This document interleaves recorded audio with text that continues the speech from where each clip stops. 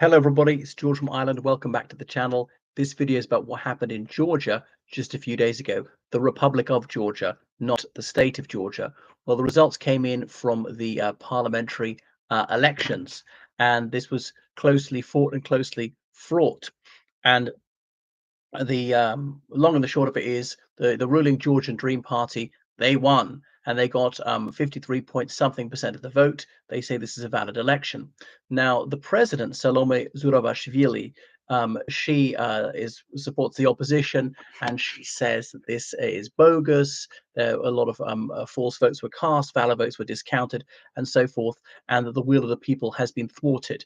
Remember, Georgian Dream is committed to bringing Georgia into the European Union. Georgia was refused candidate status for the European Union in 2022, whereas Ukraine and Moldova were granted it on the same day.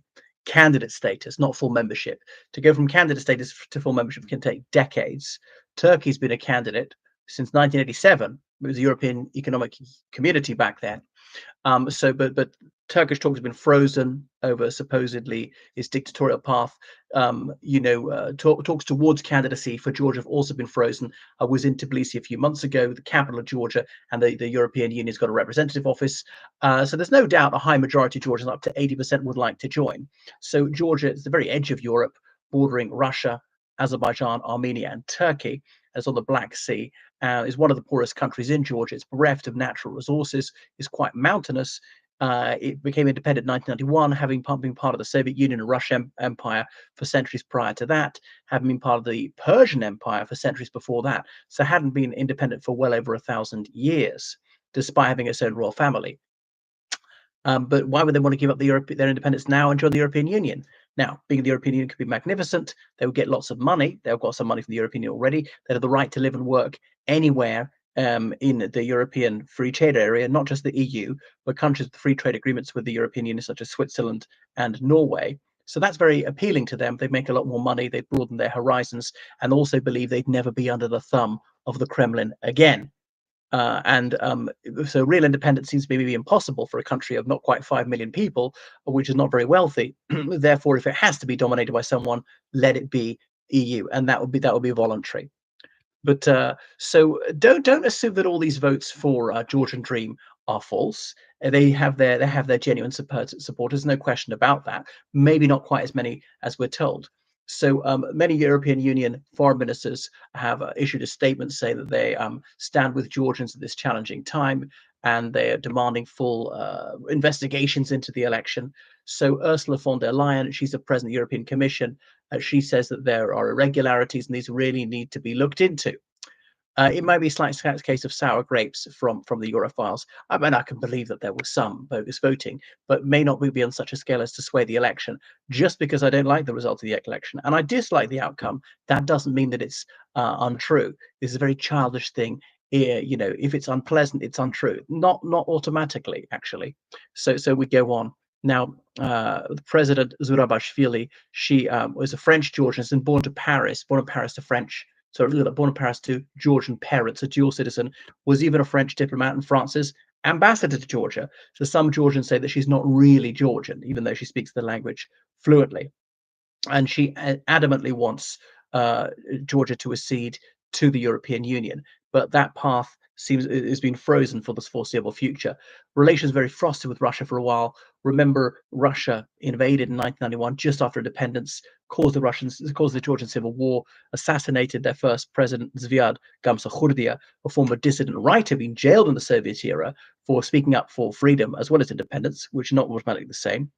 And then after he was killed, Edvard Shevardnadze, the last Soviet foreign minister, he came in as president of Georgia. He signed a peace agreement with Russia. Remember, Russia's been illegally occupying two breakaway regions, Abkhazia and South Ossetia, since 1991. Russia turned the lights off because oil, gas, loads of things came from Russia. And I know a young Russian woman, well, not young anymore, who was born in Georgia at the time, said she was so cold, had to warm up her fingers before playing the piano. It was horrific. So it's like the old Ukrainians saying they've got to choose between the television and the fridge. They choose the fridge. If you have to have your freedom of expression taken away and your democracy degraded, well, that's a small price to pay for being able to eat, having the heating and light on, having running water and all the rest of it. So things did improve under Shevardnadze, but it was still a somewhat post-Soviet style police state. He was kicked out, corruption was kicked out, and then they got their new pro-Western leader, but he's in jail right now. And then they began to seek to join the European Union, but I think that's decades off as it is. So this, for a while, this 2008, when Dmitry Medvedev became president of Russia, he invaded again, and this was during the Olympics. So much for the Olympic truce. Western countries were overstretched with Iraq and Afghanistan, didn't take firm action. Now Russia could have taken the whole country. It was just a 10-day war. Um, but anyway, so things have calmed down. There was dispute several years ago about Russian ultra-nationalist politicians making speeches in Georgia. There are actually very few ethnic Russians left in Georgia. They almost all left in the early 90s in the civil war. Get out. But most people can speak Russian, certainly sort of my age or older, even if not fluently. Junior generation often not learning it. I'm impressed how much they're into learning English and other languages. When I was buying a railway ticket there years ago, the woman, her Western language was Spanish, so to do the transaction in Spanish or French or German, one of those, trying to get native speakers even into village schools to teach it. Yeah, then Russia cancelled all flights between Georgia some years ago to hit them. It was quite a big tourist destination. They're seen as sort of the Welsh of the former Soviet Union, meant to be outstanding singers. They were like, only 2% of the population of the former Soviet Union, but much more than that. The singers, renowned for their wine and having a good time. Ooh, and for mass murderers like Stalin. But yeah, this the result is probably not too far off the truth. Coalition for Change got 11%, and the Unity, they got 10%. Strong Georgia got 9%. For Georgia got 8%. Those four minor parties, they're all Europhile. Perhaps they shouldn't foolishly waste their efforts by having four separate parties. Could they merge? Now there was some public relations people from Russia helping George, the pro-Kremlin elements out. Not necessarily actually going there. Was there illegal funding and things like that? The conservatism of Georgian Dream, that does appeal to people, their sort of family values, their moralism, their puritanism, their homophobia, and their law against foreign agents. I mean, United Kingdom's got law against foreign agents. So does United States. It's not so stringent. If you're an agent of a foreign government, you have to register such blah blah blah. But Georgia's, this is civil society groups. They're still allowed to do it. They have to register and hand over all this documentation. It does make their life a headache. But is it like Russia, which is sort of stealthily criminalizing organizations which receive any foreign funding? And it's hilarious that Russia jealously guards its own sovereignty while violating that of everybody else. I mean, I know the United States does the same. So they're mass demonstrations. I don't think the result's going to be overturned. And supposedly the eminence grise behind Georgian Dream is Bidvina Zorabashvili, this Georgian billionaire who made a fortune in Russia in the 90s, well, 80s and 90s. And the average Georgian identifies with him because he grew up dirt poor.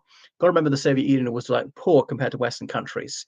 And if you're outside Moscow and St. Petersburg, really poor, they say he was discalced as a child. So his rags to riches stories is attractive to many people. Anyway, I don't think there's going to be a revolution. Rub along. The Georgian Dream is not that bad. It might become that bad. It's certainly good news for Putin. Warmed the cockles of his heart.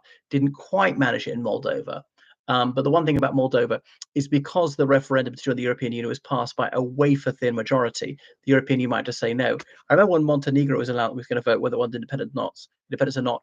The European Union said, we'll only recognize this if it's over 55%. It can't be very close. In the end, it was 55.1%. That was acceptable. Anyway, thank you for watching my channel. Make sure you subscribe on Patreon, donate on PayPal, George Callahan at 79, sorry, George Callahan 79 at gmail.com. Bye.